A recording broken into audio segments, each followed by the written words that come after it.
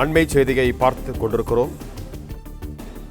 அதிமுகவை நிர்மூலமாக்க சிலர் முயற்சிக்கிறார்கள், அது எப்போதும் நடக்காது என்று அதிமுக பொதுச் செயலாளர் எடப்பாடி பழனிசாமி தெரிவித்திருக்கிறார்.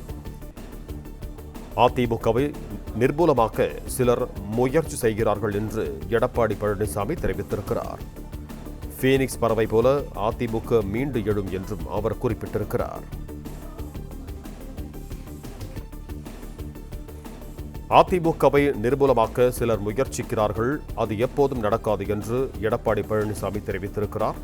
இது தொடர்பான கூடுதல் விவரங்களோடு இணைகிறார் எமது செய்தியாளர் பிரகாஷ். வணக்கம் பிரகாஷ், உங்களிடம் இருக்கும் தகவல்களை சொல்லுங்க.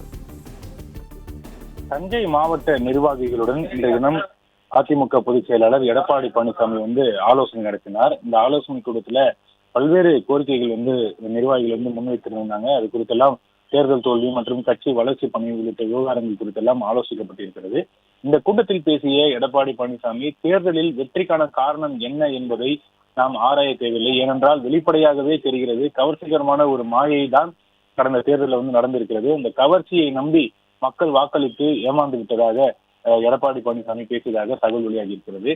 தற்போது இந்த ஒரு மாதத்திலேயே அதையும் மக்கள் உணர்ந்திருக்கிறாங்க. தேர்தலில் வெற்றி தோல்வி என்பது சகஜம்.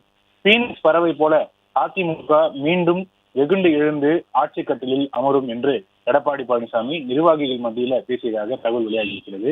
அதிமுகவிலிருந்து பலரும் மாற்று கட்சிக்கு சென்றிருக்கிறாங்க. அவர்கள் அனைவரும் கட்சிக்கு உண்மையான விசுவாசிகளே அல்ல என்று எடப்பாடி பழனிசாமி பேசியிருக்கிறார். பதவி சுகத்திற்காகவும் பணத்தை காப்பாற்றிக் கொள்வதற்காகவும் தான் பலர் மாற்று கட்சிக்கு சென்றிருக்கிறாங்க.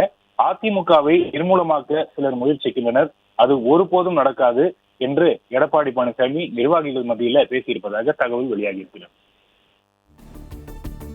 பிளே ஸ்டோர் மற்றும் ஆப் ஸ்டோரில் இருந்து பாலிமர் செயலியை QR கோடு மூலம் பதிவிறக்கம் செய்யுங்கள்.